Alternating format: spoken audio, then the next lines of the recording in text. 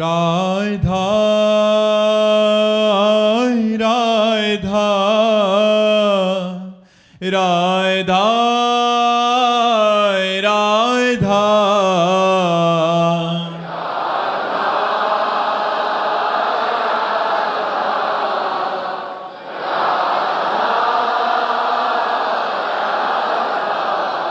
हाय राधा राधा राधा राधा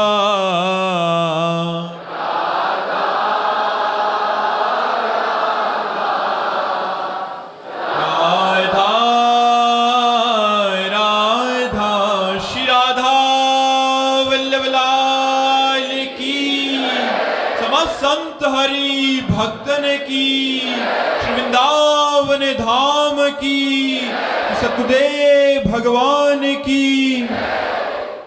पलक झंबर जी फरीदाबाद से।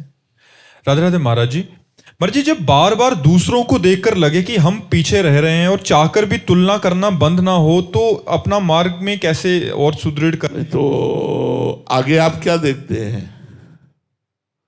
मोटरसाइकिल, गाड़ी, पद, प्रतिष्ठा, रुपया, पैसा, क्या देखते हैं आप? आगे तो सांसारिक वस्तुएं ही देख रहे हैं महाराज जी। तो ये कोई देखना हुआ है तो नाशवान बात है। देखना तो ये है कि आगे हमसे निकला जा रहा अध्यात्म में, भजन में, तब तो बात वो नहीं है। तो सब बेकार की चीजें हैं। अभी मर जाओगे तो तुम्हारे साथ क्या जाएगा? तुम्हारी गाड़ी, तुम्हारा रुपया, बैंक बैलेंस, मित्र, पति, पुत्र, परिवार सब यहीं रह जाएगा। ये देखना कोई अच्छा देखना नहीं है और इसकी पूर्ति तो कभी हो ही नहीं सकती। आगे वाले को देखना, सामने वाले को देख करके जीना, ये तो जलन का जीवन है। एक लड़के ने अपने पिताजी से कहा, बड़े धनी मानी थे, स्कूल पैदल जाता था। तो एक दिन देखा एक लड़का साइकिल से निकला। ये तो बढ़िया यार, पैदल से तो बहुत अच्छी चीज है। सामने वाले को साइकिल में जाते देखा। उसने कहा, पिताजी हमको एक साइकिल ले दो। चलो बेटा है, ले दिया।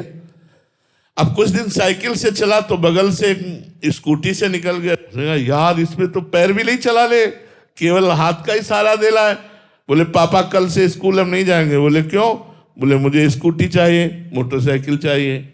धनी मानी थे, मोटरसाइकिल दे दी। कुछ दिन मोटरसाइकिल से चले तो पानी गिर रहा था, हवा चल रही थी, भींज रहा था। देखा कि कार में शीशा बंद, आराम से बैठा आदमी बगल से निकल गया। यार क्या चीज है, मकान में जैसे बैठे। घर गया, मोटरसाइकिल खड़ी कर दी। पिताजी से कहा, पिताजी जब कार खरीदोगे तो स्कूल जाएंगे। वो धनी मानी थे, उन्होंने कार खरीद दी। एक दिन बहुत जाम लगा हुआ था। जाम में देखा कि निकलने का कोई चांस नहीं है और ऊपर से देखा हेलीकॉप्टर सर से निकल गया। उसने कहा, यार ये तो बहुत ऊंची चीज है। गए, बोले पिताजी कार खड़ी है, कल से हम जब हेलीकॉप्टर लोगे तब स्कूल जाएंगे। तो थप्पड़ मारा, कालाम कटा के घर बैठ, तेरे लिए हेलीकॉप्टर ले। हमारी कुछ दशा ऐसी ही है। हम आगे सामने वाले को देखते जाए तो कहां तक देखते जाए, एक से एक बढ़कर मिलता जाएगा और मुझे कभी शांति नहीं होगी। इसलिए जब आवे संतोष धन, सब धन धूरि समान। संतोष धारण करो और नाम जप करो।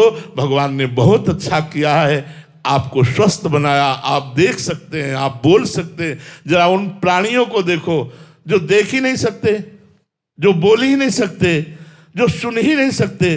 भगवान ने आपको तो सुनने योग्य बनाया, देखने योग्य बनाया, बोलने। कभी उनको धन्यवाद दीजिए हर कि भगवान आप बड़े कृपालु, हम पर बड़ी कृपा है। आपको भोजन मिलता है। कितने ऐसे लोग हैं पेट भरने के लिए परेशान है, आप चैन से सोते हो। देखो कितने लोग हैं फुटपाथ में, मच्छर में ऐसे ही पड़े सो रहे हैं। आपके ऊपर कितनी कृपा। आप थोड़ा नीचे देखिए, ऊपर देखेंगे तो आसमान है, बहुत गहराई है। आप भागते जाइए, कभी पार नहीं पाओगे। अपने से आगे देखना शुरू करोगे तो कभी संतोष नहीं धारण कर पाओगे। अपने से पीछे देखो तो संतोष आ जाएगा कि भगवान ने हम पर इतनी कृपा तो की है ना कि शाम तक रोटी मिल जाती है। कितने ऐसे लोग हैं जिनको रोटी पाने के लिए कितना प्रयास करना पड़ता है।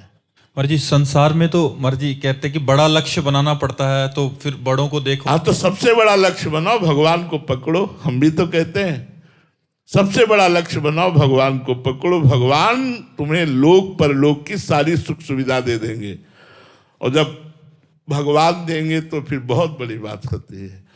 भगवान की तरफ से जब जीव को पुरस्कार मिलता है तो बड़ा मंगलमय होता है। इसीलिए हम प्रार्थना करते हैं सबसे, इस लोक और परलोक में आनंद प्राप्त करने के लिए कलयुग में केवल नाम की साधना ही सर्वश्रेष्ठ है, जो भगवत प्राप्ति कराने में सहज है। ना इसमें ध्यान परिपक्व हो सकता है, ना इसमें यज्ञ परिपक्व हो सकती है, ना इसमें पूजा परिपक्व हो सकती है। कृतयुगे ध्यायते विष्णुम, त्रेतायाम यजते मखई, द्वापरे परिचर्यायाम कलौ तद्धरि कीर्तनाते, भगवान व्यासदेव जी ने कहा है। हरे नाम हरे नाम केवलम कलौ नास्तेव नास्तेव नास्तेव गति अन्यथा। इसलिए खूब नाम जप करो और मंगल में भगवान की शरण में रहो। शशांक पांडे जी प्रयागराज से। राधे राधे महाराज जी। महाराज जी, निर्मल मन जन सो मोहि पावा, मोहि कपट छल छिद्र न भावा। महाराज जी, हम कैसे जाने कि हमारा मन इतना निर्मल हो गया है कि प्रभु के चरणारविंद में रति होने लगी है और भगवान के आश्रित हो रहा है? जब पेट भरता है तो किसी दूसरे को साक्षी बनाने की जरूरत नहीं होती कि भैया तुम पास में बैठो, जब हमारा पेट भरे तो हमें बता देना कि हम छक गए हैं। खुद अनुभव होने लगता है। जब हमारा निर्मल मन होता है तो अन्य मलिन चाहें मिटने लगती हैं, भगवान का स्मरण सतत इकतार होने लगता है। तदर्पिता अखिलाचारिता तद स्मरणेन परम व्याकुलतेति। समस्त आचरण भगवान को समर्पित, और जरा सा भी भगवत विस्मरण होने पर मन व्याकुल हो जाता है, व्यथित हो जाता है, तो समझे कि हमारा मन पवित्र हो रहा है। जब तक मलिन वासनाएं हैं, जब तक शरीर और इंद्रियों से भोग भोगने वाले इन क्रियाओं में सुख का अनुभव हो रहा है, तब तक मन मलिन है। जब इन भोगों से विरति हो जाए, भोगों से अरुचि हो जाए, नाम जप में प्रीति हो जाए, संतों के पावन चरित्र, संतों के पावन संग में प्रीति हो जाए, तो समझना चाहिए हमारा मन निर्मल हो रहा है। और वो स्वयं को अनुभव में आता है कि अब मन निर्मल हो रहा है, अब हमारी कामनाएं शांत हो रही, अब हमारा भजन निरंतर चल रहा है, अब हमें भगवान और भगवान के भक्त प्यारे लगने लगे। ये स्वयं में अनुभव होने लगता है। भावना जी अंबाला से। राधे राधे महाराज जी। महाराज जी, एक बार एक एकांतिक वार्तालाप में आपने बोला था कि अगर आप अपने शिष्यों को समाज में भेजते हैं तो वो उनको आग में झोंकने के समान होगा, परंतु महाराज जी हम जैसे अधम जीव तो आग में ही रह रहे हैं, तो महाराज जी ऐसे नहीं, आग में फिर आपको बताया कि बुखार एक ही तरह का नहीं होता है, मलेरिया डेंगू कई तरह का, लेकिन लिखा जाएगा बुखार ही, तो उसके टेबलेट भी अलग अलग होते हैं। हम उन शिष्यों को कहते हैं जिनको वैराग्य मार्ग में चलाया है, जिनको आजीवन ब्रह्मचर्य की शिक्षा, आजीवन परिग्रह रहित रहना, निरंतर भगवत चिंतन परायण रहना, किसी से किसी भी तरह का संग न होना, हम इनको किसी भी स्वार्थ की पूर्ति के लिए संसार में नहीं भेज सकते। नहीं, तुम एकांत कुंज का सेवन करो, या जो हमारे साधु समागम में नाम वाणी कीर्तन पाठ हो रहा उसमें बैठो, बस अपने कमरे में एकांत रहो, क्योंकि तुम्हारा जीवन एक अलग जीवन है, समाज का मंगल करने वाला जीवन है। अब गृहस्थ लाखों लोग जुड़े हुए हैं, उनके लिए अलग मार्ग है। ऐसा नहीं कि उनको इसी पद्धति से चलना पड़ेगा, उनके लिए पद्धति अलग है, इनके लिए पद्धति अलग है। तो आप जहाँ रह रही हैं, क्या वहाँ नाम जप नहीं कर सकती, वाणी पाठ नहीं कर सकती, ठाकुर सेवा नहीं कर सकती, अपने गुरुजनों की सेवा नहीं कर सकती? अगर कर सकती हैं तो जो इनको एकांत में प्राप्त होगा वो तुम्हें घर में प्राप्त होगा, परेशानी क्या है? एक हम महाभारत का दृष्टांत सुनाते हैं। एक कश्यप नाम के ऋषि एक वृक्ष के नीचे तपस्या कर रहे थे, तो एक बगुली ने ऊपर से वीट कर दिया, तो उनके माथे पे गिरा के, तो गुस्सा होके ऐसे देखा तो बगुली गिरी और भस्म हो गई। भगवान व्यास देव जी ने लिखा महाभारत में। उनको लगा मेरे में बड़ा पावर आ गया। वो एक घर में गए, और कहा भिक्षाम दे। तो एक नौवधू निकली, प्रणाम किया और कहा महाराज कुछ क्षण रुको, मैं तुरंत भिक्षा लेके आती हूं। वो भिक्षा के लिए घर में गई तो दूसरे दरवाजे से उसका पति आ गया। घर में किसी किसी में 2 दरवाजे होते हैं। उसने तुरंत पति का आदर किया, उनको ले जाकर आसन पर बैठाला, उनसे मृदु वचन बोले, जल पिलाया। जब वो स्वस्थ होकर बैठ गए तो पतिव्रता थी, उसने कहा भगवान आपके घर के दरवाजे में भिक्षुक खड़ा है, क्या उसको भिक्षा दे दें? उनका अवश्य अवश्य, पहले जाओ उनको भिक्षा दो। तो इतने में कुछ विलंब हो गया। वो गए तो गए, इतना लेट कैसे हो गई? तो महाराज मेरे पति देव आए हुए थे। तो तुम जानती नहीं मैं कौन हूं? ज्यादा बोलने लगे कश्यप ऋषि। ये लिखित महाभारत की कथा है। उसने कहा महाराज मैं अपने पातिव्रत धर्म के प्रताप से मैं देख रही हूं कि तुम्हारा अंधा और बूढ़ा बाप किस तरह से क्लेश को प्राप्त हो रहा है और तू यहां तपस्या का नाटक कर रहा है। तूने क्या वृक्ष की बगुली समझ लिया कि तुम देखोगे और भस्म हो जाओगे? यह घटना किसी ने जाना ही नहीं था। अब तो उनके होश उड़ गए कि यह बात कैसे जान रही है एक नौवधू गृहस्थी में रहने वाली। तो उन्होंने हाथ जोड़ा और कहा देवी ये बगुली के भस्म होने वाली बात आप कैसे जान गई? बोले मैं त्रिकालज्ञ हूं, भूत भविष्य वर्तमान तीनों मेरे सामने। क्यों? मैं अपने पति को भगवान मानती हूं और 8वें पहर पति की आज्ञा में रहती हूं और पातिव्रत धर्म के प्रभाव से मैं तीनों कालों को जानती हूं। अभी तुम बच्चे हो, जाओ, अगर सच्चा ज्ञान प्राप्त करना है तो कसाई के पास जाओ और वो मांस बेचते हैं, वो जब मांस बेचकर फुर्सत पावे तब उनसे बात करना। इनके तो होश उड़ गए कि एक घर गृहस्थी में भोग भोगने वाली स्त्री पूरा पर्चा खोल दिया। वहां गए तो देखा वो कोई 1 किलो कोई 2 किलो मांगता था तो मांस बेच रहा था। घृणा हुई कि अपवित्र मांस बेचने वाला क्या हमें उपदेश देगा। चले उनका सुनो कश्यप जी, आपको अमुक गांव की बहू ने भेजा है ना। पहले फोन नहीं थे, उनके और होश उड़ गए कि मेरा नाम और मुझे भेजा। अब वो खड़े रहे, वो मांस बेच चुके, तब आए, प्रणाम किया, कहा आओ हमारे घर पधारो।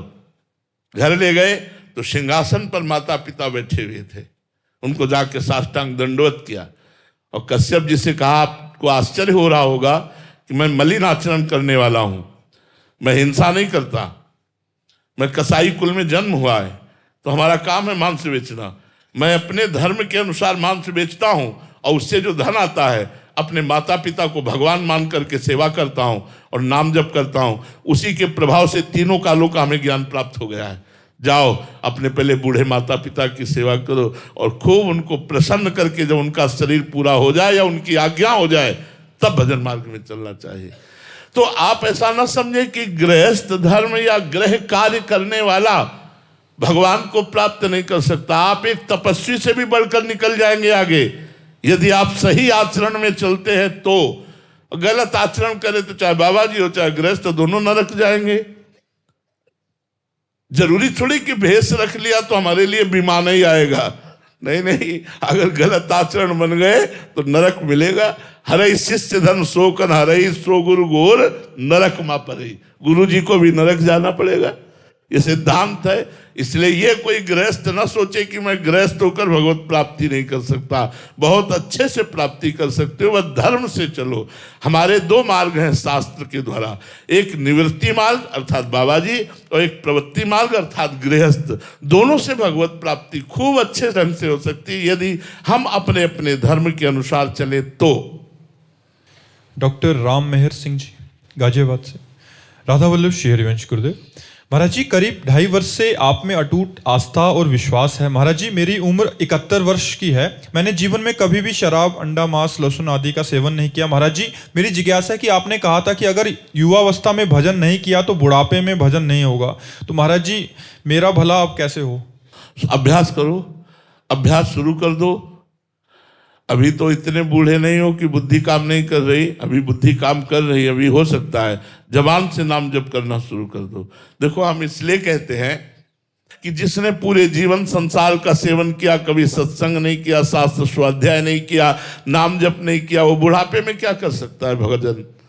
बुढ़ापे में बैठे वही चिंतन करेगा, बहू ने ऐसा कहा, लड़के ने ऐसा किया, और नाती ऐसा है, और पड़ोसी ऐसा है, वो रिश्तेदार ऐसा है, यही सब बातें बनी रहती है।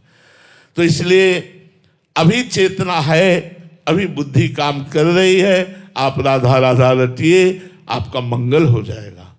अगर नाम जब शुरू हो गया तो पक्का मंगल हो जाएगा। अजामिल ने अपने पुत्र के बहाने से नारायण बुलाया तो उसका मंगल हो गया, और हम जानबूझकर नारायण नारायण जपेंगे तो हमारा मंगल नहीं हो जाएगा, पक्का मंगल हो जाएगा। खूब नाम जपने का अभ्यास कीजिए। राहुल यादव जी, श्री हरिवंश महाराज जी, जैसे महापुरुषों ने कहा है कि अगर जीव की जिज्ञासा हो तो मात्र संत के इशारे से तत्व ज्ञान प्राप्त हो सकता है। महाराज जी, हम जैसे अधम इस इशारे को कैसे समझें? वो इशारा क्या है? भैया, जब तक हृदय पवित्र नहीं होता तब तक ये इशारे विसारे कुछ काम नहीं करते। जनक जी से अष्टावक्र जी ने कहा था, मैं तुम्हें ब्रह्म ज्ञान प्राप्त करा दूंगा, घोड़े की रकाब पर पैर रखकर घोड़े पर बैठने में जितना समय लगता है, मतलब रकाब पे पैर रखा, घोड़े पे बैठ गए, कितना लगा, इतने में तुम्हें ब्रह्म बोध करा दूंगा। क्यों? तैयार भूमि है, विदेह राज है, तैयार भूमि है, ब्रह्म बोध कराने में देर थोड़ी। अब अपने लोग ब्रह्म बोध शरीर अभिमान में पुष्ट हैं, भोगों के सुख में निमग्न हैं। अरे ब्रह्मबोध को ऐसे खीर समझ लिया, क्या खा लेंगे? यद्यपि मृषा छूटति कठिनई, जड़ चेतन ही ग्रंथि पड़ गई, यद्यपि मृषा छूटति कठिनई। यद्यपि हम असंग हैं, हम जीवन मुक्त हैं, हमें ना कभी कोई बांध सका है, ना हम बंधेंगे, ना हमें कोई मार सका है, ना हम मरेंगे। नैनम छिन्दन्ति शस्त्राणि नैनम दहति पावकः, न चैनम क्लेदयन्त्यापो न शोष्यति मारुतः। अशोच्य, अछेद्य, अक्लेद्य, ऐसे हम हैं। लेकिन हम कहाँ हैं? इस पंचभूत के देह में अपने राग को पुष्ट कर लिया। अब तो मैं पुरुष हूं, मैं स्त्री हूं, अब मुझे भोग चाहिए, अब मान चाहिए, रुपया चाहिए, बस फिसल गए। अब कहाँ प्राप्त होने वाला है वो? अगर कभी भगवान संत समागम भी देते हैं तो हमारे अंदर आता है, संत अगर सिद्ध हो तो हमारी कामना की पूर्ति हो जाए, हम जो चाहते हैं वो पूर्ण हो जाए। लेकिन ये नहीं चाहेंगे कि हमारी चाहतों का नाश करके भगवान का प्रेम प्रदान करें। हम यही संतों से भी चाहेंगे कि हमारी कामनाओं की पूर्ति हो।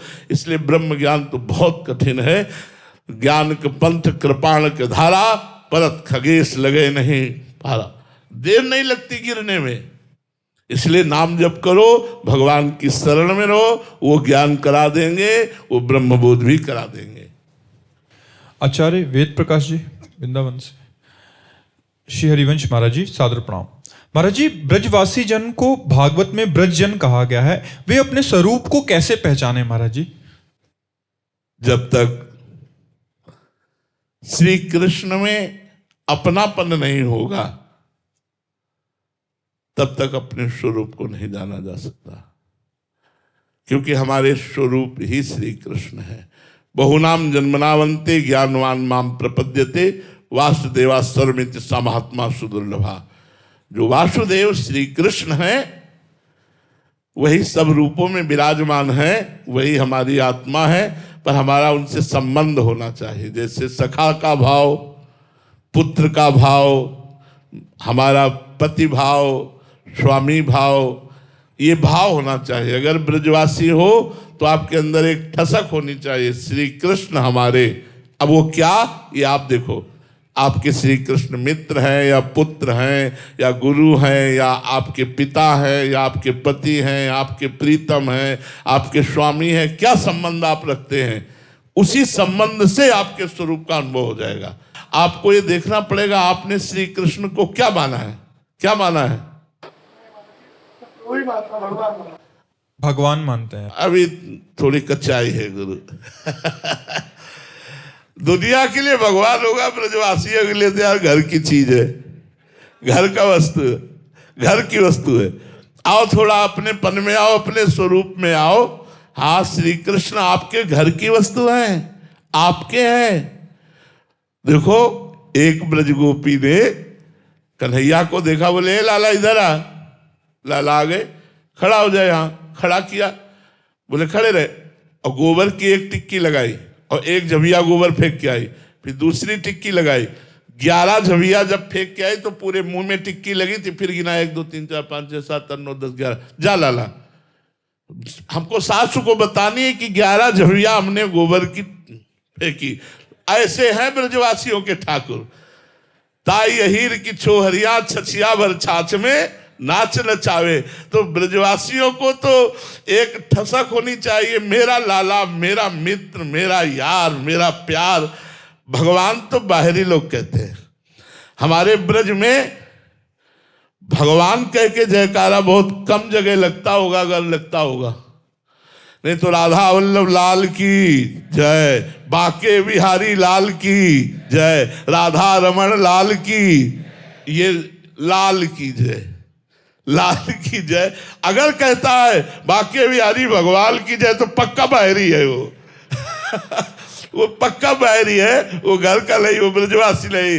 तो हमें लगता है ब्रजवासियों को अपने ठाकुर के संबंध को पहचानना चाहिए। भगवान तो है ही, पर वो सबके लिए भगवान है। अपने लिए तो लाला है, अपने तो दोस्त हैं, अपने तो जीवन धन है, अपने तो प्राण धन है जी। आशु जी करनाल से, राधे राधे महाराज जी। महाराज जी मेरा प्रश्न है कि इस जन्म में जाने अनजाने में जो पाप हो गए हैं महाराज जी, उसका कोई प्रायश्चित है? हाँ, नाम संकीर्तनम यस्य सर्व पाप प्रणाशनम। नाम संकीर्तनम, खूब नाम संकीर्तन करो भगवान का, और ये नियम ले लो, अब लो नसानी अब ना नशई हो। आज तक पाप किया, अब पाप नहीं करूंगा, और नाम जप करने लगो, नाम कीर्तन करो, सारे पाप नष्ट हो जाएंगे। नाम संकीर्तनम यस्य सर्व पाप प्रणाशनम, समस्त पापों का नाश हो जाता है, चाहे वो वर्तमान का हो, चाहे वो भूत का हो, या भविष्य में हो जाए, सब पापों का नाश हो जाता है। भगवान का नाम जप करने वाले में कोई पाप नहीं रह जाता। इसलिए नाम को पकड़ो, राधा राधा राधा, कृष्ण कृष्ण कृष्ण, नाम पकड़ो, नाम जपने से सब ठीक हो जाएगा। अनीता शर्मा जी अंबाला से, राधे राधे महाराज जी, आपके चरणों में कोटि कोटि प्रणाम। महाराज जी क्या भोग और मोक्ष एक साथ संभव है? महाराज जी कई संतों और महापुरुषों ने भगवत प्राप्ति के लिए घर गृहस्थी धन वैभव ऐश्वर्य का त्याग किया है, जैसे मीरा भाई जी, राजा भरत जी, गौतम बुद्ध जी जैसे कई महापुरुष जन। तो महाराज जी संतों का चरित्र सुनने पर आता है कि उन्होंने वैराग्य अपनाकर भगवान को पाया। तो क्या हम जैसे अधम प्राणी जो घर गृहस्थी निभाते हुए, अपने घर परिवार के प्रति जिम्मेदारी निभाते हुए मोक्ष की प्राप्ति कर सकते हैं? एक ही दवा सबके लिए नहीं है, इसीलिए एक ही मार्ग नहीं बताया गया शास्त्रों में, बहुत से मार्ग, बहुत से उपाय बताए गए हैं। हर स्थिति के प्राणी को भगवत प्राप्ति हो सकती है, घोर विषयी को भी भगवत प्राप्ति हो सकती है, घोर पापात्मा को भी भगवत प्राप्ति हो सकती है। अपिचेत सुदुराचारो भजते माम अनन्य भाग, साधुरेव समन्तव्या सम्यक व्यवसिता ऐसा। क्या चक्रवर्ती सम्राट अम्बरीश जी जैसा कोई महाभागवत हो सकता है? क्या विदेह राज जनक जैसा कोई ज्ञानी हो सकता है? और ये राजकाज देख रहे हैं, ये राजकाज त्याग कर सन्यासी तो नहीं हुए ना, ये अपने राजकाज को संभालते हुए निरंतर भगवत चिंतन परायण है। वो अपने राजकाज को संभालते हुए अपने स्वरूप में स्थित है। तो जो गृहस्थ धर्म में है, विविध प्रकार के भोग सामग्रियों के बीच में है, उसे संत सेवा, अतिथि सेवा, गुरुजनों की सेवा और सतधर्म के द्वारा कमाए हुए धन से अपने परिवार और समाज की सेवा और नाम जप अगर ये करे तो निश्चित भगवत प्राप्ति हो जाएगी, इसमें कोई संशय नहीं है। हाँ, पापाचरण से धन कमाओगे और मनमानी विषयों का भोग भोगोगे तो दुर्गति प्राप्त होगी, सदगति थोड़ी होगी। जो भी आपको नौकरी मिली है, जो भी आपको व्यापार है, किसानी है, जो भी आप करते हैं धर्म पूर्वक कीजिए। उससे कमाए हुए धन से शास्त्र सम्मत कामनाओं की पूर्ति कीजिए और भगवान नाम जप कीजिए। अतिथि सेवा, संत सेवा, समाज सेवा, आप देखिए आपको भगवत प्राप्ति होती है कि नहीं, निश्चित हो जाएगी। राग त्यागना है, भोगों का राग त्यागना है, वो दूसरों की सेवा में लगाने से बहुत जल्दी राग छूट जाता है। अगर हम सन्यासी भी हो गए और हमें अपनी कुटिया में राग है, अपने शरीर में राग है, अपने कमंडल में राग है, तो हम फंस गए ना।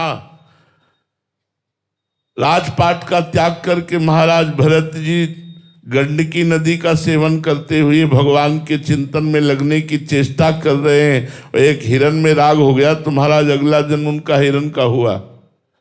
राग त्याग करना, चाहे आप अपने घर में रहकर त्याग कर सकें, जिन महापुरुषों के हृदय में भोगों से विरति हो जाती है, परिवार के संबंध, नाना प्रकार के रिश्ते नाते, इनसे विरति हो जाती है, वो संन्यास लेकर भगवत मार्ग में भगवत प्राप्ति करते हैं। आप गृहस्थ में हैं तो धन संग्रह कीजिए और नाना प्रकार की भोग सामग्री संग्रह कीजिए, उसको गुरुजनों की सेवा में, संत जनों की सेवा में, समाज की सेवा में, सास ससुर की सेवा में लगाइए और नाम जप कीजिए। देखिए आपका कल्याण होता है कि नहीं होता, पक्का हो जाएगा। कशिश गुलाटी जी करनाल से, राधे राधे गुरु जी। गुरुदेव, भगवान श्री कृष्ण ने उद्धव जी को ज्ञान, वैराग्य और ध्यान की महत्वता सिखाई, किंतु गोपियों के पास भेजते समय कहा तुम्हारा ज्ञान वहां काम नहीं करेगा। महाराज जी, प्रश्न है कि क्या ज्ञान, तत्व और एकांतिक प्रेम परस्पर विरोधी हैं? नहीं, नहीं, विरोधी नहीं है, लेकिन ज्ञान के ऊपर का क्लास है प्रेम। कक्षा 5 वाला कक्षा 8 वाले को समझाने के लिए जाए तो उसे क्या कहा जाएगा कि तुम्हारी पढ़ाई वहां काम नहीं करेगी। क्यों? तुमसे अगला क्लास है वो। प्रेम, चाहे आत्म प्रेम हो, चाहे कृष्ण प्रेम हो, ये आखिरी क्लास है। आत्मज्ञान हो गया लेकिन आत्म प्रेमी नहीं तो कोई खास बात नहीं है। आत्मज्ञानी तो सैकड़ों मिल जाएंगे, लेकिन आत्म प्रेमी बोधवान पुरुष बहुत मुश्किल से। ऐसे ही भक्ति की व्याख्या करना, भक्ति के आचरण करना बहुत मिल जाएंगे, लेकिन मुरारी पादार्पित चित्त वृत्ति, एक एक वृत्ति श्री कृष्ण को अर्पित, प्राण श्री कृष्ण को अर्पित। ही में ना जान परे कान है कि प्राण है, प्राण भय कान में, कान भय प्राण में, ही में ना जान परे कान है कि प्राण है। ऐसी स्थिति तो उद्धव जी की नहीं है। श्री कृष्ण के पास रहते हुए भी श्री कृष्ण के प्रेम में एक बूंद आंसू उद्धव के कभी नहीं आए, लेकिन जब गोपियों की चरण धूलि में लौटे तो वृंदावन का प्रेम उनके ऊपर जब चढ़ा तब उनको लगा ठग लिया श्री कृष्ण ने। अभी तक इस प्रेम का तो मुझे परिचय ही नहीं था, तभी उन्होंने कहा वंदे नंद ब्रज स्त्रीणाम पादरेणुम भीक्षसा। इन वृंदावन वासी गोपियों की चरण रज की मैं वंदना करता हूं। मुझे कोई घास लता औषधि बना दी जाए इस वृंदावन ब्रज में, जिससे इन ब्रजवासियों की चरण धूलि हमारे ऊपर पड़े और हमको भगवत प्रेम प्राप्त हो। भगवत प्रेम के आगे कोई ज्ञान वैराग्य नहीं। भगवत प्रेम सर्वोपरि है। ज्ञान वैराग्य उसके साधन हो सकते हैं, साध्य तो भगवत प्रेम है। वही आत्मरति है, वही कृष्ण रति है। आत्मावान पुरुष भगवान को अपने आत्मस्वरूप में देखकर अपार आनंद में डूबता है, अखंडानंद में, और भक्त उन्हीं को सामने देखकर अपना विस्मरण करके प्रेमानंद में डूब जाता है। तो दोनों चरम अवस्था के प्रेमी है, एक आत्म प्रेमी है, एक कृष्ण प्रेमी है। लेकिन प्रेम अत्यंत अनिवार्य है। अगर प्रेम नहीं तो आत्मज्ञान व्यर्थ हो गया। प्रेम नहीं तो आत्मज्ञान का कोई महत्व नहीं। भगवत प्रेम नहीं सो सब भक्ति के कार्य शुभ कर्म के स्वरूप में हो गए, लेकिन लाभ तो नहीं मिला ना। इसीलिए गोस्वामी जी कहते हैं जोग कुजोग ज्ञान अज्ञानू जहाँ नहीं राम प्रेम प्रधानु, सो सब धर्म कर्म जर जाओ जहाँ न राम पद पंकज भाऊ। भगवान के चरणों में यदि भाव नहीं, प्रेम नहीं, वो जो ज्ञान किस काम का। सनकादि से बढ़कर कोई ज्ञानी नहीं, हर समय हरिश शरणम जपते रहते हैं। तो उद्धव जी को तब पता चला कि ज्ञान का सच्चा अर्थ है प्रेम। कबीरदास जी ने कहा है पोथी पढ़ी पढ़ी जग मुआ पंडित भया न कोय, ढाई आखर प्रेम के पढ़े सो पंडित होए। जो प्रेम को प्राप्त कर लिया वही पंडित, वही ज्ञानी है, वही सबसे बड़ा महात्मा है जो प्रेम को प्राप्त कर लिया। तो उद्धव जी का ज्ञान इन प्रेमी गोपियों के आगे नहीं चला। उन्होंने नतमस्तक होकर प्रेम को स्वीकार किया। भारती साहू जी, राधे राधे महाराज जी। गुरुदेव, नाम जप में ऐसा कौन सा रहस्य है जिससे अचानक ही जीवन में परिवर्तन होने लगता है और प्रारब्ध भोगना सहज सा हो जाता है? बहुत बड़ी वस्तु है नाम जप। ब्रह्म राम ते नाम बड़ बरदायक वरदान, रामचरित सत कोटि में लिए महेश जिए जानी। सैकड़ों करोड़ों रामचरित मानस का अवगाहन करके भगवान शंकर ने ये निकाला कि भगवान से भी बढ़कर भगवान का नाम प्रभावशाली है, भगवान से भी बढ़कर भगवान के नाम की महिमा। ब्रह्म राम ते नाम बड़ वरदायक वरदानी, वर देने वालों को भी वर देने की सामर्थ्य नाम जापक में आ जाती है। वो भगवान को भी आशीर्वाद देता है, गुरु को भी आशीर्वाद देता है नाम जापक। इसलिए नाम में सब सामर्थ्य विराजमान है। जितना चाहो उतना माला माल हो जाओ, बस नाम जप करना शुरू कर दो। मन लगे ना लगे, श्रद्धा बने ना बने, भाव बने ना बने, आप नाम जप करें, फिर आप देखें परिणाम आपका मंगल होता है कि नहीं। यही पर लोग सकल सुख पावत मेरी, सो भैया कृष्ण गुण संचु। इस लोक में भी और परलोक में समस्त सुख आपको प्राप्त हो जाएंगे यदि भगवान का नाम जप करोगे। नाम में अपार सामर्थ्य है। नाम की महिमा कहाँ लगी? नाम बढ़ाई राम न सके नाम गुण गाई। कहाँ वर्णन कर सकता है कोई जीव? स्वयं ब्रह्म भी नाम की महिमा का वर्णन नहीं कर सकते। कहाँ लगी? नाम बढ़ाई राम न सके नाम गुण गाई। भगवान स्वयं अपने नाम की महिमा का पूर्ण वर्णन नहीं कर सकते। इसलिए खूब नाम जप करो, तुम्हारा मंगल होगा। श्री राधा वल्लभ लाल की। नागालैंड के गवर्नर हैं राज्यपाल।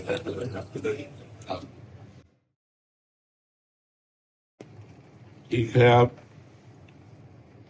मनुष्य जीवन अल्प जीवन है। पहले लोगों की लाखों वर्ष की आयु होती थी। वो 10,000 वर्ष तपस्या करते, फिर गृहस्थ में जाते, फिर संन्यास लेते, फिर अपनी तो बहुत 100 वर्ष, इसके आगे मुश्किल है। 70, 80, 100 इतने में हो जाता है। पूर्व जन्म के पुण्यों के प्रताप से, शुभ कर्मों के परिणाम से मानव देह मिला और हमारे भारत सरकार की उत्तम सेवा मिली। अब आगे के लिए हमारा जन्म फिर भारत में हो, फिर हम मनुष्य देह पावे और समाज की सेवा करें, भगवान का आशीष प्राप्त करें। इसलिए नाम जप अत्यंत अनिवार्य है। चाहे जैसे कीजिए, कुछ समय नाम जप कीजिए, क्योंकि ये शरीर, ये पद, ये सुख सामग्री एक दिन ये आपके साथ नहीं होगी। जब ये नहीं होगी तब आपके साथ क्या होगा? जो आपका किया हुआ शुभ और अशुभ कर्म है वो केवल आपके साथ होगा। संत समागम का फल है संत संग अपवर्ग कर। अपवर्ग माने मोक्ष, कामी भव कर पंथ। यदि संतों के पास जाने से हमारी भगवान में रुचि न हो तो इसका मतलब या तो संत संग नहीं हुआ और या फिर हम बड़ी अश्रद्धा से युक्त हैं। नहीं तो संत समागम का फल है कि हमारा जो या तो अगला जन्म ही ना हो, और हो तो जिस स्थिति पर आज आप हैं इससे नीचे जीना आप नहीं चाहेंगे। तो भगवान हम पर कृपा करें, हमें पुनः ऐसा अवसर दें कि हम और भी बढ़कर के अपने राष्ट्र की सेवा कर सकें। इसलिए कुछ समय नाम जप में जरूर लगाइए, चाहे वो 24 घंटे में 24 मिनट ही क्यों न हो, एकांत में नाम जप में जरूर लगाइए। और जहां तक हो सके जो आपको सेवा मिली है उसका पूर्ण ज्ञान आपको है ही है, हमारे समाज की सम्यक सेवा कीजिए। ये सेवा भगवान की ही सेवा है। सब रूपों में भगवान ही है, ये सृष्टि भगवान की है। यदि हम धर्म पूर्वक भगवान की सेवा करें और नाम जप करें तो हमारा अगला जो होगा वो बहुत उन्नतिशील होगा। बस यही प्रार्थना से कर लीजिए।